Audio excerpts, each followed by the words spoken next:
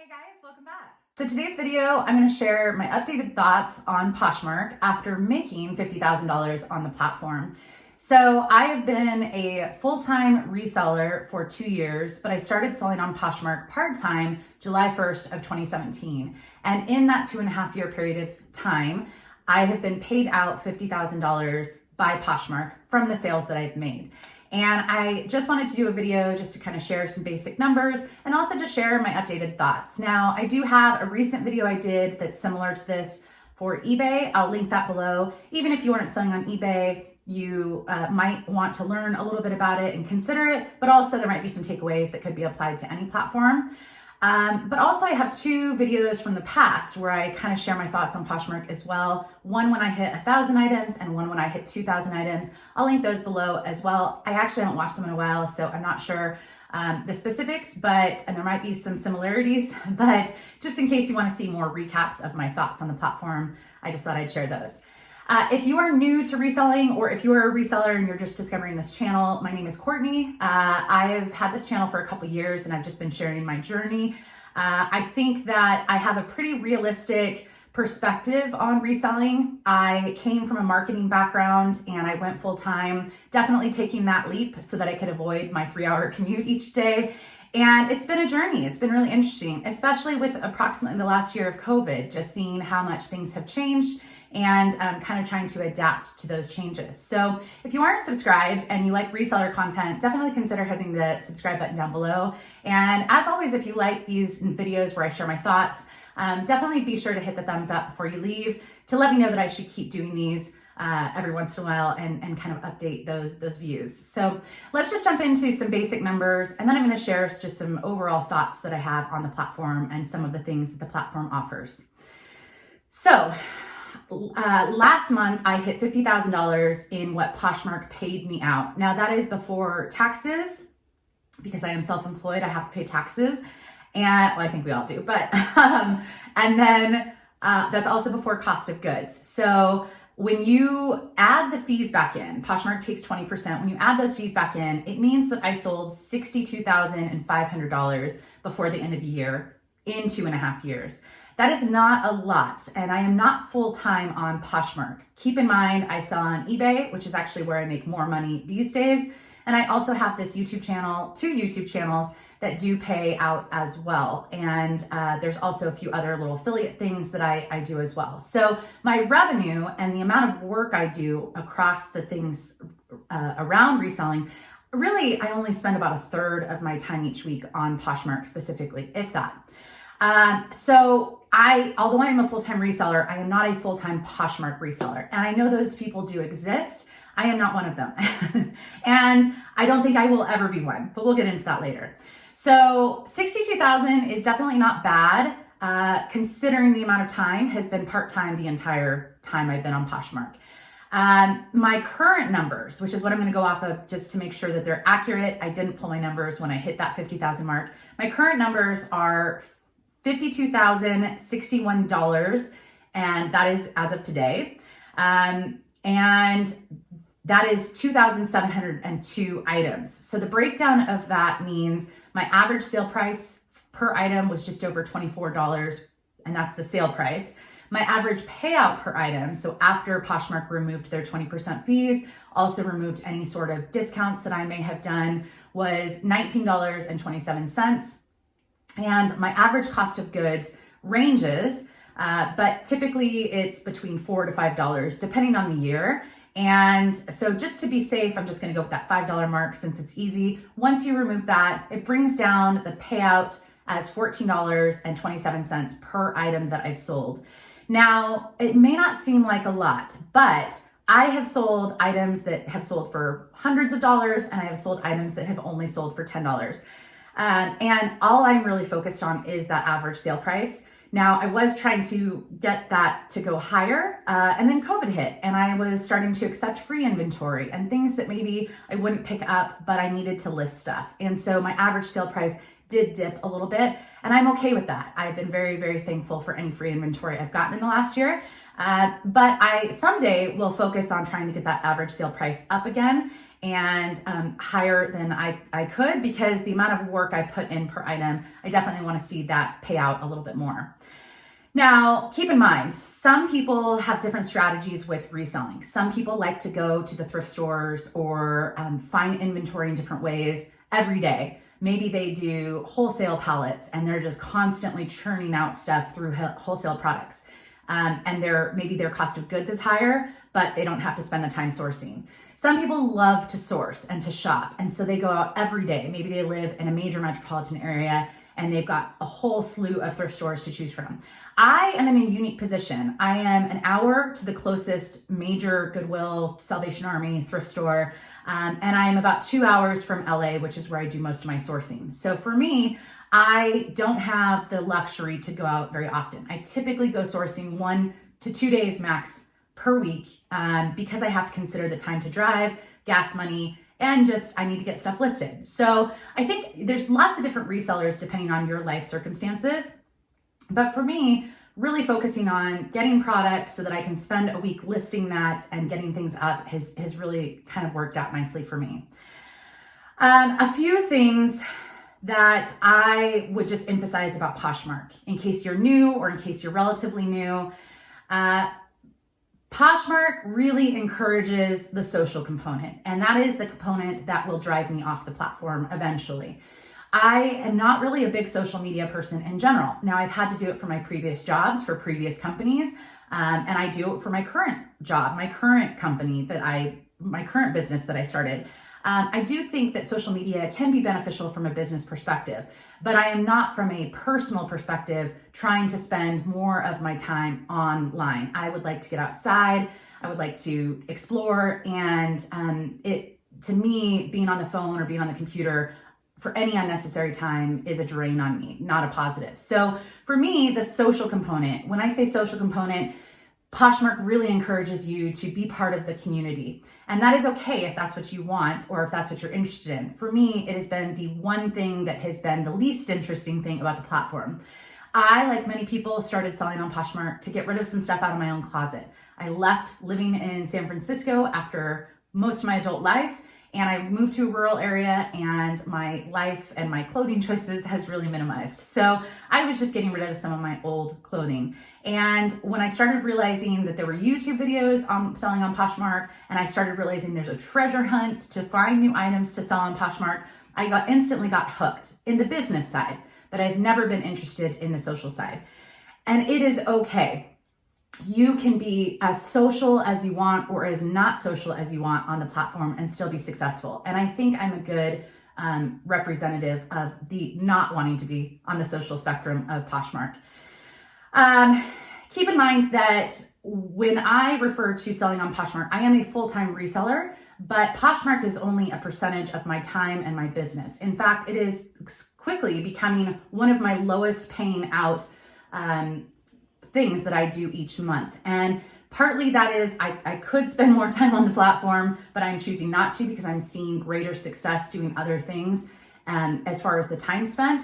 And also I'm interested in growing on different platforms that don't have the social component. And that's just my personal choice. So a couple things that I know are common hot topics when you watch people on YouTube or Instagram and they're trying to create content around tips and tricks on how to make more sales on Poshmark. A lot of things that you're going to hear are strategies that may have worked for other people or strategies that Poshmark has encouraged. For example, sharing other people's items. The only time I really ever shared other people's items was when I was trying to become a Poshmark ambassador, thinking that that would get me something, which it didn't, or I haven't seen any benefit from it. But that was a requirement that you had to share X amount of other people's stuff. Other than that, I really haven't shared other people's stuff. Now, I know that some people will watch my video or a video of mine and they will, as a nicety, say, hey, I just shared a few of your items. And I think it's super sweet. And there is a small percentage of a chance that you could have a sale or two from someone else sharing your stuff. But the amount of time that it takes to share in general on the platform my own stuff, I have 1,300 active listings currently. That's like half a day of work, and that's what it feels like. And so I don't really have any time to do any other sharing. Even when I had a very small closet, I would still rather spend my time listing or sharing my own stuff than sharing others. Now, again, when you're trying to get Poshmark ambassador status, that is a factor that you do have to do. But once that passes, I just think if you're limited on time, share your own stuff, and don't worry too much about other people's. Pricing is one thing that I've noticed a lot has just gotten really crazy on some things. So if you are sharing and listing are two of the most important things on Poshmark. And there's really no way that I figured out how to get out of sharing, because that does bring your items to the top of the search feed. But listing is crucial, and pricing is almost as crucial as just having items listed. I've seen items, the same items, same size, same color, same everything, be listed anywhere from $20 to $100. And what's always mind-boggling to me is I understand that people get lowball offers and sometimes want to price really high because they know that they just want to accept offers, and so they just, yeah. But for me, what I've really dialed into is I want to be competitive. And so if I have something and there's 100 of them listed on Poshmark, and there's some listed at 20 and some listed at 100, I'm not going to list at 100 and I'm not going to list at 20. I'm going to look at those average sale prices. So you can look at, comps is what we call it. You can look at those comps, and I think that stands for comparable items sold. Anyways, you can look at the comparable items sold that have sold recently. And if they're selling between $20 to $40, and some people have it listed for $100, I just don't quite understand why, because there are plenty of people pricing in kind of the more appropriate range. And for me, I will probably be somewhere in the bottom half of the pricing range, not the lowest, because you will get offers, but definitely not the highest, and probably just under that 50%. And that just seems to work for me. Now, keep in mind, I have some things that I priced a year to 2 years ago when I didn't understand pricing, and they're probably priced too high. I could probably go through my closet and reprice a lot of things to bring them down, but I really haven't had the time or the motivation to do that. But pricing to me is a really crucial thing to learn if you want to become a reseller, either part-time or full-time, because it's just finding that happy medium. Also, offers. If I get a lowball offer, if it's less than 50% of my asking price, I just decline automatically. I don't care. Some people say you should always counter. I just don't have the energy for it. And oftentimes when I decline, if they really want the item, they'll come back and they'll offer something higher. And so it kind of is treated similar as a counter. But for me, that simplifies it. It also sends a message, I think, of I'm just not going to negotiate, because I don't know if we could really find a middle ground. And it's just what you prefer. What works for me may not work for you or someone else, and that's okay. I think we can customize and do what works best for us. But I really haven't had any issues with declining. And as far as accepting offers, I can't even imagine countering an offer of 20% off. And I've heard some people do that. They just list an item, they listed at $100, they know they just bought it full price for $300, and someone sends them an offer of $80, and they're like, nope, I'm going to counter at 90. I think this is one of the things that the inconsistent buying experience can actually deter people from using the platform ongoing. Because if I'm a buyer and I consistently send out offers of 30% off, and I consistently have people accepting, and then I have some people that are like, no, I'm going to counter with only $5 off or 5% off, to me, it can get frustrating as a buyer. The entire offer experience, I know that people like to kind of negotiate, and I don't mind, but it's all over the place. Some people accept any offer that comes their way, and some people accept almost no offers that come their way. So I wish there was a little bit of guidance from Poshmark, limits. So that people can't send any offer less than 50% off. It would save a lot of time, I think, for a lot of people, and also guide buyers that, like, hey, this isn't appropriate. This is the maximum that you can send. So that's like on a wish list of mine for Poshmark, is that they would give some guidance, but they obviously have more data, and they must see people accepting offers lower than that. So I'm assuming they're not going to get rid of that, but it is something that I think pricing is important, and understanding offers, accepting offers when you can, is going to create a better buying experience and selling experience for everyone. So, and then the last thing I'll just emphasize before I do a few more thoughts, Questions from buyers. So I, as a buyer, I typically buy on eBay these days because the shipping is often cheaper for me. But when I buy something on Poshmark, if there isn't necessary information on the listing, I'm not going to ask questions. I, as a seller, want to minimize the amount of back and forth because I'm busy and because if I provide things like measurements and that's something that is important to them, maybe not every buyer, but is something important to them, then they don't have to ask the question or not ask the question and skip to another person. Or yeah, it's just, for me, it's like, try and put the necessary information that you would want or that you think the majority of your buyers would want. And for me, measurements is key. But also just the basics. I also don't overdo it on my stuff. I do a lot of copying and pasting. I do a basic title. I copy a lot from my eBay listings, which is where I list now first, and then I'll copy over to Poshmark. And there's just some keywords around the item. You know, it's open front, cardigan, blue, linen blend, you know, it's just some basic things. I don't do sentences. I just keep it super simple. Now, is my way the best way? Probably not, but it kind of works for me, and it's simple in the listing process and the cross-listing process. So, you know, I think it's, for me, mostly I don't want questions from buyers. And so I just try and put the necessary information that they would want to know in the listing, and then I move on. So, all right. Some things that I wish I could share with Poshmark, just as far as updated thoughts on the platform. The social requirements that Poshmark pushes and encourages and sometimes requires, specifically sharing on that front, are not business friendly. And I don't know what percentage of their revenue comes from what percentage of sellers, but I did hear something interesting from someone at eBay Open. And it may be somewhat similar with Poshmark. I could be wrong. But at eBay Open, I heard someone say that 90% of eBay's revenue comes from 10% of their sellers.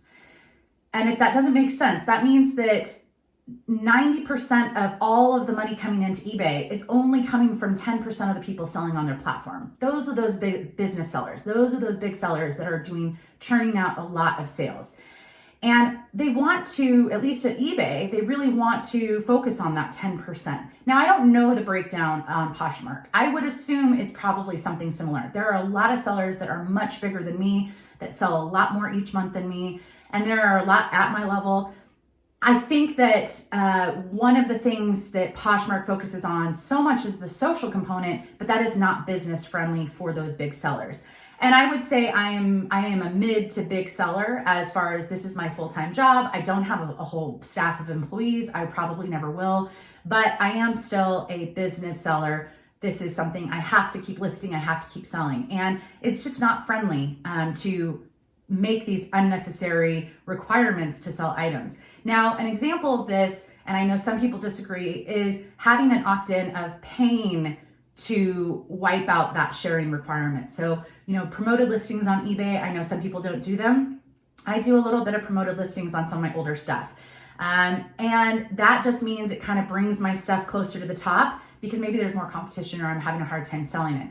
Some people do promoted listings on all their eBay stuff. For me, I just wish Poshmark would have something for business sellers who have large inventories. To share 1,300 items is crazy. It's hard to share 10 items. If you're selling stuff out of your own closet, is not that bad. But for me, it is a time suck and it is a waste of time. And for me, it's going to drive me off the platform eventually. Now, if I know some people don't think they want it to be equal for every single person on Poshmark, but I'm just not sure I understand the equality of, if I spent 2.5 years building my inventory and getting to this place where I have this large inventory and I'm being penalized for having a large inventory because I have to share each individual item. I'm not sure exactly how that's fair to someone who just has 5 items and can share in 2 seconds on the app. So, you know, I do think I want the dialogue to be there with Poshmark, and I want them to focus on who is bringing in the majority of the revenue for them through fees, and, you know, get some feedback and try and look for some solutions. And it doesn't have to be one extreme or the other. Maybe try some different things that could maybe work for all of us and be fair for all of us. Poshfests and social events, whether virtual or in person, I know they're all virtual right now, but I will not ever be participating in them until they eliminate the sharing feature. a requirement. And, of course, I do like being part of the reselling community, and part of that is the Poshmark community here on Instagram, or here on YouTube and Instagram. And I've met some really cool people that I consider friends. And that is, because of the Poshmark connection. But I can't support the company in any more of my time or financial ways until I feel like they're actually being supportive of me as a business owner. And so that's just a personal choice. I do hope that someday I'll be able to participate in some of those social events, but until they drop the requirement, I probably won't ever attend, and that's okay. So I'm still here. Currently, I do more work to sell less items on Poshmark. Now, that did not happen overnight. I started eBay 6 months after selling on Poshmark, and it did not. I had to cross-list a whole bunch of stuff. Sales took time to build over the course of 2 years on eBay. But for me, the reason I focus more of my energy and get my listings up on eBay first is because it is more business friendly. Now, it is more complicated to learn, and I definitely understand that. It's also not as friendly to shop from clothing. I do like the shopping experience on Poshmark better. It's just a little easier for the most part. But I do like, from the selling perspective, eBay makes it very business friendly and customizable for what I need. So for me, because I spend less time and I sell more on eBay now after 2 years of being on both equally, I do focus more of my attention on eBay, and I will, as long as that balance is where it's at. So let's see. So one thing that I have talked about before is feedback. So I have this channel. I also have Instagram, and there are times that I will hope that Poshmark will see my video just to get some feedback from someone that's in their community. But one thing that I've been frustrated is as a user, without social media at all being involved, I've never once been asked for any feedback. Now, I have heard some people have gotten surveys from Poshmark, and that's great. I just think after selling almost 3,000 items on the platform, and bringing in, what would that be? I have brought in fees, $12,500 in fees that Poshmark has made off of me. Selling on their platform, I would just think that they would want my feedback on some things, and they just never asked. So I do hope that they get in a better routine of getting feedback whenever they announce these new things that they're going to do on the app. And everyone's been asking the most requested things. I'm always just curious, who's requesting these things? Because I have never wanted that, nor will I ever. All I really want is for you to make life easier for me as a seller and me as a buyer. And some of those kind of social things or for fun things, that's not what I'm asking for, and that's not what I need. And I would just love to see the breakdown of people who are asking for that. And if they did do more surveys, and if they did get more feedback from people, especially if you are selling a lot, I do wish that they would just get more of our thoughts. And now some people have said that they do get a lot of feedback while going to PoshFest and places like that, but that's just such a small percentage of the community that goes. So and those are probably very loyal fans of Poshmark that might not be a fair, realistic perspective or thoughts or viewpoints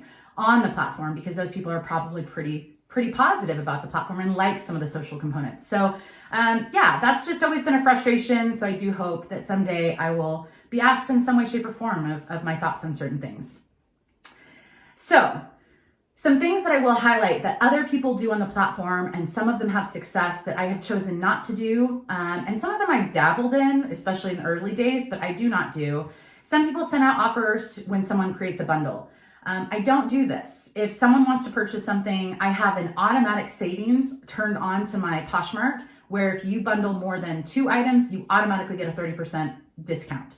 Now, I don't know if that's as clear as it needs to be on the app, but for me, it simplifies it. I would love to encourage people to bundle, and I don't think that that's an unrealistic discount for someone who's going to buy more than 2 items from me. So that's already turned on. And with that, if they create a bundle, sometimes people work on bundles for weeks or months. I mean, I had someone one time, they started a bundle and then 2 months later, they finally purchased it.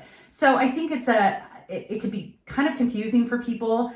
They might still be working on things like, when do you send out the offer? Then there's communication, and it just seems like it's a lot of back and forth. If someone wants to buy stuff, I think I've made it pretty easy by offering that discount. There's also, they can submit an offer, and that's just my thoughts on it. Some people send out offers on their entire closet each day or each week. The way I send out offers is every once in a while. If I could do it every day, I would, but I don't always have the time. But people who recently liked items, I'll send them out an offer.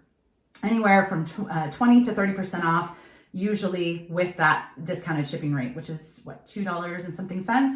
And that's typically what I'll do. I don't remember the last time I went through my entire closet and shared or sent a whole bunch of offers on everything, because with 1,300 available listings, it's impossible for me to do that. Now, I would say that this is another thing I wish Poshmark would do, is be able to allow us to do things in bulk. So if I could do a sale on my closet, just have a banner or some way to highlight like 30% off everything this weekend, or can I just send out a mass, all 1,300 items, everyone gets a 30% discount. I would love to do something like that, but it's not that easy. So I don't do a lot of it because they've made it difficult. Some people participate in Poshmark parties. I don't at all. And sometimes something might be shared during a Poshmark party time, but it's not specific because I want to participate in that party. Now, I've had some friends who have hosted them and they like the social component. And if that's you and that's what you enjoy, there's nothing wrong with it. And in fact, some people have said that they can track a sale that happened because of a Poshmark party. For me, it's just a social component that I've chosen to opt out of, as I don't see it benefiting greatly in my personal sales. Some people do CCO, which stands for Closet Clear Out. There's a lot of problems with Closet Clear Out, and I'm not going to go into great detail. I do think I maybe mentioned them in my videos linked below where I talk about Poshmark. But Closet Clear Out has some problems that I think could be fixed. And I think dropping prices, for me, I have a large inventory. If something takes a year or 2 years to sell, it's not going to really matter to me because I've got other things selling. So if you only have a few items and you're really just trying to get some stuff out of your closet, you might want to participate in that. I don't understand. I think it's a 6-hour window that they offer the shipping discount where Poshmark pays it. It just seems the whole thing has never intrigued me and has never really worked out for me. So, and I have tried it, but definitely not going to again. And then this is one thing that I remember seeing a lot of when I was a new reseller, a styled closet. I don't know if I should be doing quotes, but we're going to do it. Some people have a specific style they're after. Maybe they like kimonos and they like the boho vibe and they just want their closet and the aesthetic of their closet to look all very similar and be attractive to a similar buyer. The concept there is that people will maybe be more likely to bundle if it's a similar vibe. I just list anything. I don't. I mean, I obviously buy stuff that I think will sell, and a lot of what I think will sell, I like. But I also just list anything. I've listed some stuff on there that I'm like, I would never pick this up, but I got it in a ThredUp box. And I'm like, hey, if I could, I just sold a pair of pants that I got in a ThredUp box yesterday, or I shipped them off yesterday. And they were a pair of these pants that I got in a men's ThredUp box, and they sold for $10. And I'm like, you can take your $2.95 in shipping. I probably paid $2 for that item. And it was a listing during COVID when I wasn't able to source. And for me, it's like, I did make a small profit off of that, but it wasn't part of my aesthetic or anything that I would pick up normally. So if you have a styled closet and that is enjoyable for you, and that is what drives you to get things listed because you're excited about those things, more the merrier. For me, I just use it as, I'm just going to list stuff and hopefully some stuff will sell. And I've sold just such a wide range of stuff on there that it works for me. And I think it's okay if you do things differently. And I think that's the key thing, is do what works for you and your life and what you're trying to accomplish. If you're trying to accomplish a little extra income each month and you just want to reach out to all your family and friends for free stuff, they want to clean out closets, or, stuff doesn't sell at a yard sale, I think if that works for you, you're probably going to make a little bit of extra money. If you're trying to become a full-time reseller, you might want to be a little bit more selective and find things that, you think will sell in a timely fashion. And get listings up, So I think it's just, instead of watching me or just trying to try new things and try to see what works best for you. For me, work-life balance is really important. And so I just want to minimize my time on the social aspect. A couple last things. Could I do more on Poshmark to get more sales? 100%. If I spent my 60 hours working each week on Poshmark alone, I would be sending out a bajillion offers each day. I would be sharing more than once per day or having my closet shared once per day. I would be listing more on the platform.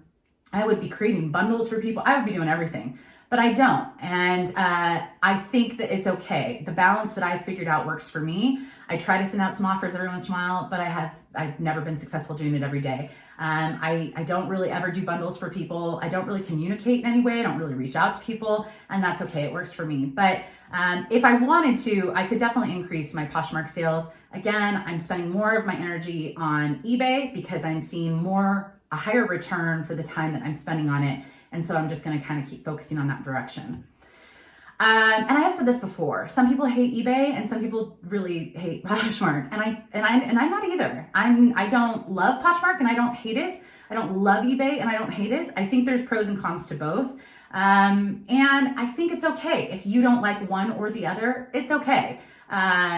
It's, the good thing is there is kind of a variety of options if you want to resell.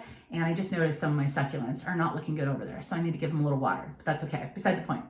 And then lastly, so work-life balance, and I'm just going to keep emphasizing this, is crucial. If you follow me on my second YouTube channel, it's linked below. I just started getting into more adventures. I think we've all been cooped up for COVID, and I am, as a homeowner, will not be able to do any major international traveling for financial reasons, also COVID. And I love exploring, and I just found a way for me to be able to explore in California and maybe some surrounding states in an affordable way, and in a way that I can still have my reselling business. And so for me, it's reselling has been at times like the only thing I've done in life, and I didn't have a social life, and I didn't make time for a social life, and it just became so much. I was so consumed with the social media of it and following people and even having friends in reselling, and I really have dropped most of that.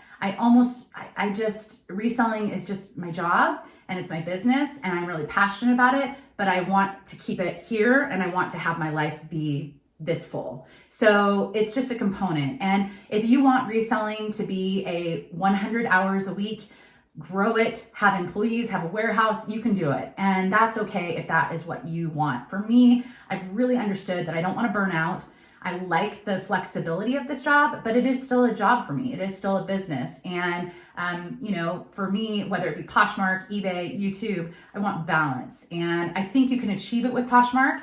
It just means that you kind of have to cut out some of the noise, and hopefully Poshmark starts making some positive changes that are healthy for people's sanity and business. And the more we can sell, the more fees that they will get. So if they start helping us really focus on making it easier to sell, hopefully we all benefit. So anyways, that's just some of my thoughts. I know it's a longer video, but I do hope that you got something out of it. I think this is a really great milestone for me. I plan to be on the platform for quite some time. I do hope they make some positive changes. And as always, thank you so much for watching, and be sure to hit the thumbs up if you like this. If I said anything that you didn't like, I'm sorry. We are all allowed to have kind of our different opinions and perspectives on this platform and this business. But I do think it's interesting to hear other people's perspectives. So hopefully it was helpful in that way. But I will see you guys probably all in another haul very soon. Be sure to subscribe if you aren't. And I hope everyone's having a good week. Bye.